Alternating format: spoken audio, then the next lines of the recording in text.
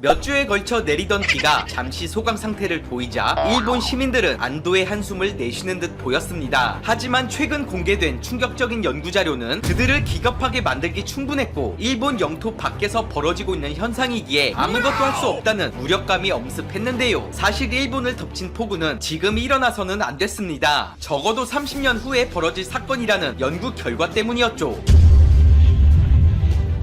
최근 폭우로 인한 일본의 종합적인 피해 규모는 그야말로 상상을 초월하는 수준으로 드러났습니다. 재해대책본부 회의 내용에 따르면 14개현에서 하천 105군데가 범람했고 토지 1551헥타르가 침수됐으며 피해 지역 복구를 위해 들어간 자금 또한 무려 4조 4860억 원에 달했는데요. 도쿄올림픽으로 인한 경제 손실이 7조 원대인 것을 감안하면 최소 수십 개의 중소기업이 도산한 것과 같은 수치다 라는 주장이 나오기도 했습니다. 이에 일본 기상청 야스오 장관은 기자회견을 통해 대국민 사과를 진행했습니다. 예상을 크게 넘은 강우량에 무거운 책임을 통감한다. 호우 경보를 넘어선 국가적 재난 상황을 전혀 예측하지 못했고 그것은 우리의 실력 부족이었다 라고 자책했는데요. 하지만 전문가들의 의견은 조금 달랐습니다. 당초 빠르게 북상할 것으로 예상했던 장마 전선이 일본 동해상에 있는 태평양 고기압과 열도 상공 편서풍 사이에 끼어버리는 기이한 현상은 그 누구도 예측할 수 없는 형태의 것이었고 기상청조차 이를 감지하기 쉽지 않았을 것이다 라고 주장한 것이죠. 뒤이어 일본에 있어 폭우는 그저 단순한 재해이며 다가올 재앙에 비하면 장난 수준에 불과할 것이라는 충격적인 경고까지 나온 상태입니다. 수년 전부터 폭우에 시달려온 일본이지만 왜 올해는 유독 막대한 타격을 입었을까? 그에 대한 답은 시베리아에서 찾을 수 있었습니다. 현재 시베리아는 낮 최고 기온을 연일 경신하고 있는 상황인데 러시아 기상청에 따르면 정확히 한 달 전 북극권에 속한 베르호얀스크의 기온은 섭씨 38도를 기록했고 이는 1885년 관측 이래 135년 만에 가장 높은 온도이자 동년 평균 기온은 14도 이상 웃도는 수치라고 밝혔습니다. 이에 전문가들은 다소 격앙된 반응을 보였습니다. 여름 최고 기온이라고 해봐야 20도를 넘지 않았던 시베리아에 기록적인 폭염이 발생했다는 건 절대 간과해서는 안 될 문제이며 무언가 거대한 문제가 발생했음을 직감한 것이죠. 충격적이게도 이 같은 이상 고온 현상은 단지 시베리아에만 국한된 것이 아닌 북반구 전체에서 벌어지고 있음이 확인됐습니다. 유럽연합이 운영하는 과학기구 코페르니쿠스 기후변화 서비스에 따르면 올해 5월 북극권의 평균 기온은 예년보다 10도 이상 높았으며 러시아 최북단 지역 하탄가의 낮 기온 또한 25도를 기록 최고치를 경신했음을 밝혔는데요. 최근 중국과 일본을 덮쳐 막대한 피해를 입힌 폭우, 이탈리아 알프스에서 발견된 분홍색 빙하, 이 모든 것이 북반구 고온 현상과 밀접한 관련이 있을 것이라는 전제하에 분석한 결과 한 가지 결론을 도출할 수 있었는데 그것은 지금까지 반이론적으로 제기되어 왔던 지구온난화가 마침내 시각적으로 보이기 시작했다는 것이죠. 이 같은 무서운 결과에 러시아, 영국, 프랑스로 구성된 다국적 연구팀은 다급히 남극으로 향했는데 그 이유는 운명의 날이라고 불리는 스웨이츠 빙하의 상태를 확인하기 위해서였습니다. 남극의 수많은 빙하 중 굳이 왜 이 빙하가 놀라니까? 그것은 스웨이츠 빙하라는 것이 인접한 남극 대륙의 서부 빙상을 무너지지 않도록 붙잡아두는 중대한 역할을 하고 있기 때문인데요. 만약 이 빙하가 녹아버리게 된다면 서남극 지역에 있는 모든 빙하들에서 연쇄적인 해빙 현상이 나타날 수 있으며 이는 전 세계의 해수면을 약 1m가량 상승시키는 돌이킬 수 없는 결과를 초래할 것이다 라고 경고했습니다. 고작 1m니까 큰 위험은 아닌 것처럼 느껴질 수도 있겠지만 현실은 절대 그렇지 않습니다. 영국 남극 조사국에 따르면 해빙으로 인한 해수면 상승은 결코 천천히 이루어지지 않는다. 어느 날 아침 눈을 떴더니 한 번도 물에 잠기지 않았던 지역이 침수되어 있는 끔찍한 상황을 목격하게 될 것이다 라고 말하며 덧붙여 해수면이 40cm만 상승해도 140만에 달하는 일본 시민들이 영구적인 침수 피해를 당할 것이라는 과거 시뮬레이션 결과에 비춰볼 때 일본 열도에서 최고 20% 이상의 국토가 침수에 의해 소실된다는 것을 의미합니다. 절망적이게도 조사 결과 스웨이츠 빙하는 현재 빠른 속도로 녹아 없어지고 있으며 빙하 내부엔 해빙으로 생긴 거대한 구멍까지도 발견되고 말았습니다. 이 같은 진행 속도는 과거의 예측을 훌쩍 뛰어넘는 결과였는데요. 실제로 연구 자료에 의하면 일본을 덮친 거대한 폭우는 2030년 이후에 발생했어야 했고 또한 2050년쯤 연간 피해 규모를 6천억 원으로 추정했지만 2020년 이미 피해 복구에만 4조 원을 넘어선 상태입니다. 이는 기존 연구 결과를 무려 40년이나 앞당긴 것으로 무서운 점은 이 연구에 2100년 도쿄만과 이세만 둥지가 해수면 상승으로 소실될 것이라는 내용도 포함되어 있다는 사실이죠. 다시 말하면 현재 진행 상황으로 볼 때 못해도 2050년부터 일본 침몰 현상이 본격적으로 구체화될 것이라는 계산이 나오게 되며 지금 당장 손을 쓰지 않는다 한다면 다가올 재앙이 얼마나 더 앞당겨질지 그 누구도 알 수 없다는 것입니다. 그렇다면 이에 대한 일본 반응을 살펴보겠습니다.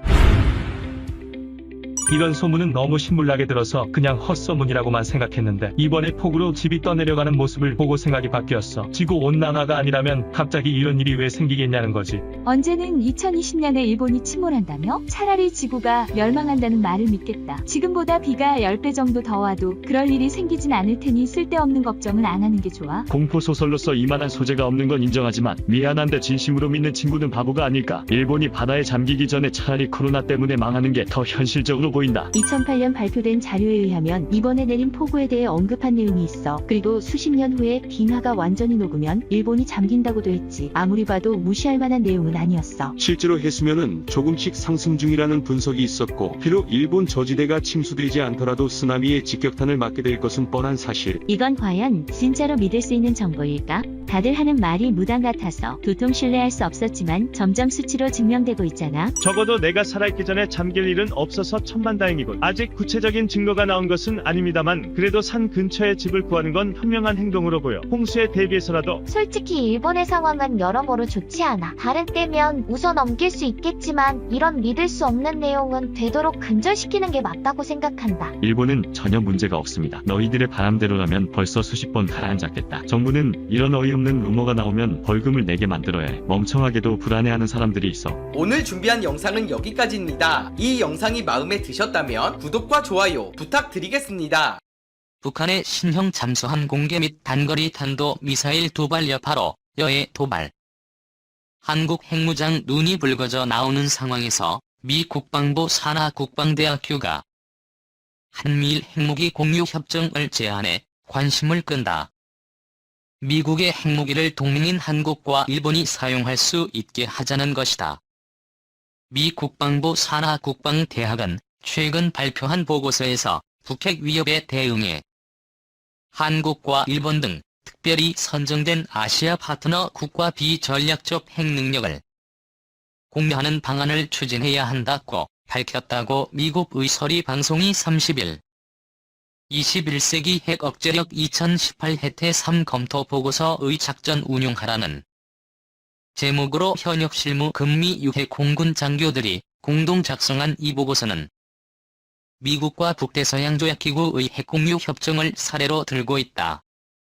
미국은 핵무기를 보유하지 않은 독일, 이탈리아, 네덜란드, 벨기에, 터키 등 5개 비해 국가와 핵무기 공유 협정을 맺고 있다. 협정에 따라 이들 5개 나라는 핵전쟁이 발발할 경우 핵확산 금지조약 체제에서 탈퇴해 자국에 배치돼 있는 미국의 전술 핵무기를 사용할 수 있는 권한을 받을 수 있다.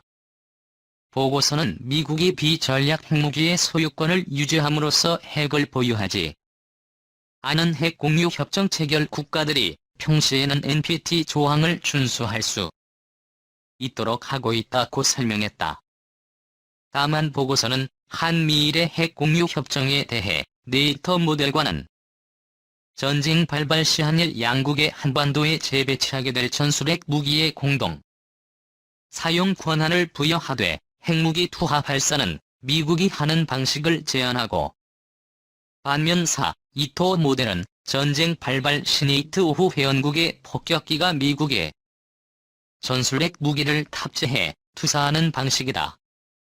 보고서는 이런 방식의 협정을 통해 대북 억제 효과를 얻고 북한의 도발을 억제하도록 중국에 대한 압력을 증대할 수 있다고 주장했다. 김정은 북한 국무위원장이 한미 군사연습과 남측의 신형 군사장비 도입에 반발해 지난 25일 신형 전솔유도 무기 위력 수비 사격을 직접 조직 지휘했다. 고조선 중앙TV가 26일 보도했다. 꼬미 협정에 대해 전문가들의 의견은 크게 엇갈린다. 정용태 북한 연구소장은 북한은 실질적인 핵 고유 국가이고 한국의 가장 직접적인 위협이라면서 이에 대응한 한국의 핵 개발을 막으려면 핵 보유국이 한국의 전술에 배치 더 나아가 핵 공유 협정을 할 유인은 충분히 있다고 말했다. 정 소장은 전술핵 배치보다 핵공유 협정이 더욱 더 강력한 수단이라고. 그는 전술핵 배치는 핵을 미국이 자신들의 필요성에 따라 배치할 경우 미국이 일방적으로 이걸 사용하거나 움직일 수 있다면서, 하지만 공유협정은 움직이고 활용하는 것을 미국이 일방적으로 하는 게 아니라 한국과 같은 협의체를 마련해서 그것을 발전시키고 이동하고 사용하고 훈련하는 것을 의미한다고 했다. 해공협정이 오히려 현 상황을 더욱 악화시킬 수 있다는 비판도 적지 않다. 조성열 국가안보전략연구원 자문연구위원은 북미 간 비핵화와 협상이 진행 중인 상황에서 한미일 핵무기 공유 협정 얘기가 나오는 것은 오히려 상황을 악화시킨다고 말했다. 그는 핵 공유 협정이 성사된다는 것은 한반도 비핵화를 포기하는 것, 북한의 핵 보유를 인정하는 것이라며, 최종적으로 한반도 비핵화가 불가능하다고 판단됐을 때 그때 검토해 볼 수 있는 문제라고 했다. 김정은 북한 국무위원장이 한미 군사연습과 남측의 신형 군사장비 도입에 반발해 지난 25일 신형 전술 유도 무기 위력 세비 사격을 직접 조직 지휘했다. 고조선 중앙TV가 26일 보도했다. 한편 자유한국당은 최근 한국의 자체 핵무장을 다시 꺼내들었다. 조경태 최고위원은 29일 최고위원회의에서 우리 대통령은 전술핵 재배치와 관련해 미국과 협상을 해야 한다며 미국이 받아주지 않으면 즉각 NPT를 탈퇴하고 자강할 수 있는 핵무기 개발에 들어가야 한다고 했다. 앞서 황교안 대표는 취임 초기인 지난 3월 14일 최악의 상황이 올 수도 있는 우리 현실을 고려하면 무조건 접어놓을 수만도 없는 일이라며 자체 핵무장 눈에 힘을 보태 기도했다. 같은 당 심재철 의원이 주최한 이제 핵무장 검토할 때 라는 토론회 축사. 미 국방대 한미일 전술핵 공유 보고서.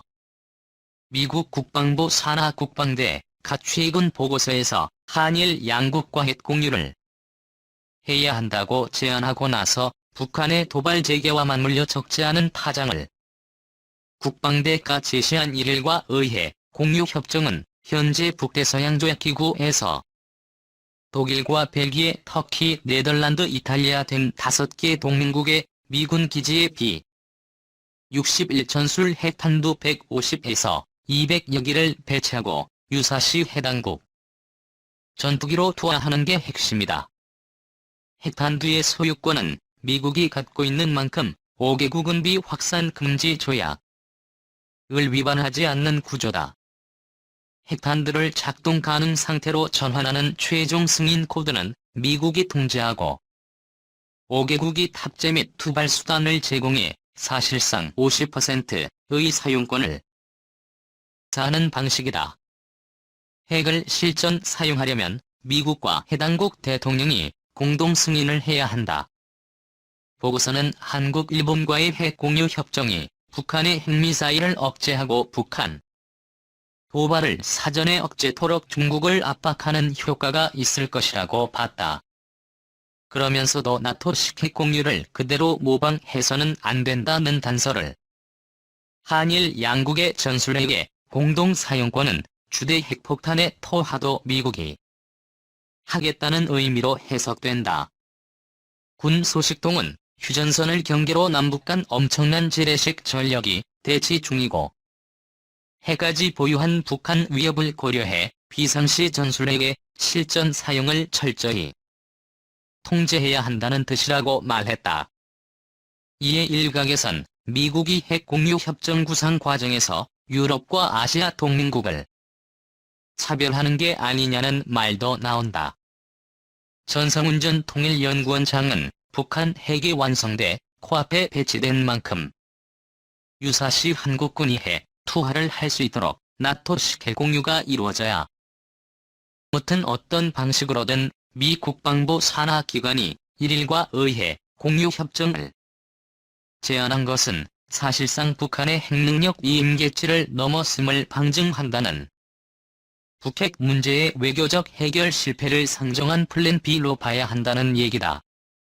실제로 다량의 핵탄두와 미번토까지 도달하는 대륙간 탄도미사일을 갖춘 북한의 핵미사일 위협을 군사적으로 일시에 제거하기란 사실상 불가능하다는. 따라서 핵을 핵으로 없지 않은 현실적 대안이 상할 수밖에 없고 거점. 도시를 초토화해 전면전으로 확산된 수밖에 없는 ICBM과 같은 저력해보다는 전선을 중심으로 적을 무력화시키는 전술핵에 대한 관심이 다시 쏠리고 있다는 것. 이를 통해 미국은 북핵 위협에 대처하고 중국과 러시아의 해전력 증강, 상세 및 영내 영향력 차단 효과를 거둘 수 있다. 특히 미국으로서는 전략 폭격기 핵 항공모함 전개 등 현재의 해구산 시스템 유지에 드는 천문학적 비용을 줄일 수도 있다. 내년 11월 재선 도전을 앞둔 도널드 트럼프 미 대통령으로서는 백인 지지층을 공략할 좋은 소재가 될 수도 있다.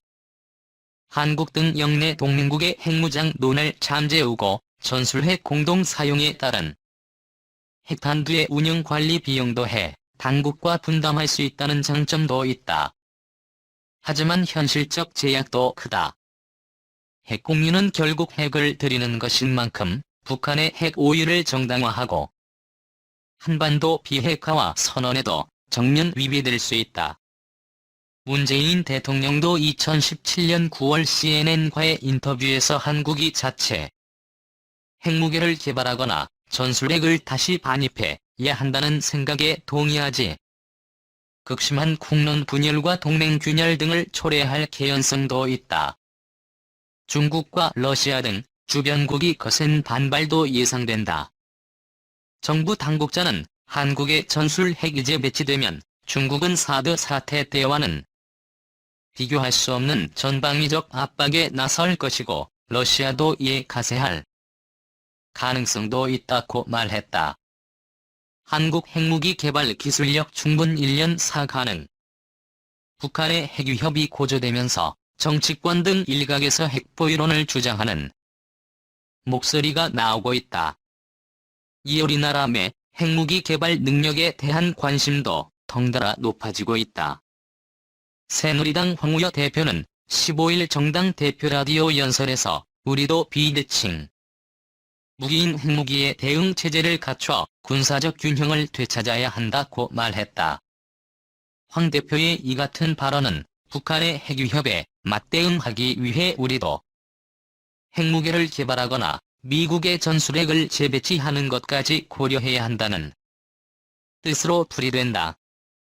그렇다면 과연 우리나라의 핵무기 개발 능력은 어느 정도 수준일까? 북한의 핵실험이 있은 지난 12일 원세훈 국가정보원장은 국회 정보위원회 긴급 현안 보고에서 우리가 핵 개발을 하면 단기간 내에 할 수 있는 능력이 있다며 일본도 개발을 하면 1년 내에 할 수 있다고 말한 것으로 전해졌다. 사실 이미 수년 전국 내외 전문가들 사이에서는 우리나라의 원자력 기술력과 경제력이 면 단기간 내 핵무기를 개발할 수 있다는 평가가 있었다. 1970년 중반 미국 시어는 한국을 핵무기 개발 능력이 있는 국가로 우리나라는 현재 고리 영광 울진 등 상업용 원자로 23기를 운영하고 한국의 상용 원자로에 이래서는 세계 5대 강국으로 꼽힌다. 핵무장에 필요한 고농축 핵물질 제조 기술은 천연 우라늄 농축에서부터 핵연료 재처리 시설을 통한 플루토늄 농축에 이르기까지 대량으로 생산 가능한 수준이다. 실제로 한국원자력연구원은 1982년 연구용 원자로에서 플루토늄 6g을 추출하고 2000년 레이저 분리 장치로 0.2g의 우라늄을 또 우리나라에는 현재 1만 톤가량의 사용 후 핵연료가 원자력 발전소 안에 보관돼 있는 것으로 알려져 있다. 기폭 장치와 투발 수단은 더 이상 개발 능력의 척도가 되기 어려운 상황에서 핵폭탄 실험도 북한처럼 핵실험장이 아닌 슈퍼컴퓨터를 사용한 가장 공간에서 충분히 가능하다고 전문가들은 설명했다. 따라서 당장이라도 개발에 착수하면 1년이면 핵무기를 보유할 수 있다는 것이 원자력 전문가들의 식견이다. 하지만 핵확산 금지 조약의 제약을 받고 한 미원자력 협정에 따라 미국의 사전 동의 없이는 핵연료 농축과 재처리를 할 수 없다. 핵 보유를 위한 국제적 명분을 쌓기 위한 외교적인 노력과 중대한 결단이 없이는 불가능하다. 서균열 서울대 원자핵공학과 교수는 우리나라는 핵 개발을 위한 기술을 보물 창고에 쌓아놓고 있다고 보면 된다면서 하지만 보물 창고의 열쇠는 미국이 쥐고 있는 형국이라고 말했다. 그러면서 서 교수는 우리나라의 핵 보유는 북한의 핵 개발에 앞서 핵 억제력 차원에서 논의됐어야 할 문제라며 북한이 이번 핵실험을 통해 사실상 핵무기를 보유한 위치에 오른 이상 정치권의 핵보유로는 소모적인 논쟁에 불과하다고 주장했다.